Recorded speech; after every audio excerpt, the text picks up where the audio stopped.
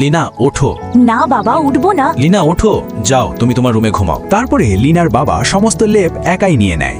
বাবা, আমার একা ঘুমাতে ভয় লাগে। যাও, তুমি এখন বড় হয়েছো না, একা ঘুমাতে শিখো। বাবা, আমি আর তোমার সাথে কথা বলবো না। তুমি এখনো দাঁড়িয়ে আছো? আচ্ছা এখন যাও, চলো। লিনা, এত রাতে এখানে কি করছো? চাচি, বাবা আমাকে ঘুমাতে দিচ্ছে না। আমি বাবাকে রাগ করে বললাম আমি আর তোমার সাথে ঘুমাবো না।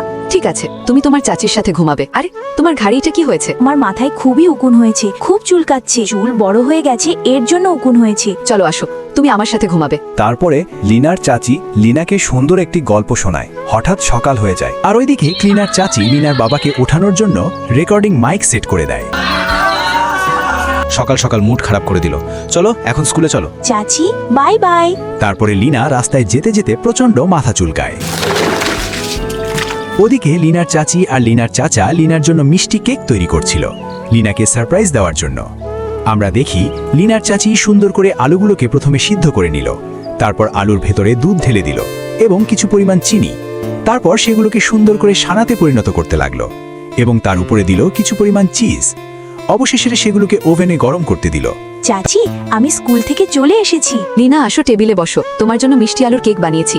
চাচি, এগুলো আমার জন্য? হ্যাঁ লিনা, এগুলো তোমার জন্য। তারপর লিনা আর লিনার বাবা মজা করে চাচির বানানো কেক খেতে শুরু করে। লিনা, তুমি এটা কি করছো? বাবা, আমি চুল কাটলে ছেলে হয়ে যাব, তখন আমি তোমাকে জড়িয়ে ঘুমাতে পারবো। আর আমার মাথা অনেক চুলকাচ্ছে, চুল কাটলে উকুনগুলো চলে যাবে। চলো চলো, চুল কাটতে হবে না, আজ থেকে তুমি আমার সাথে ঘুমাবে।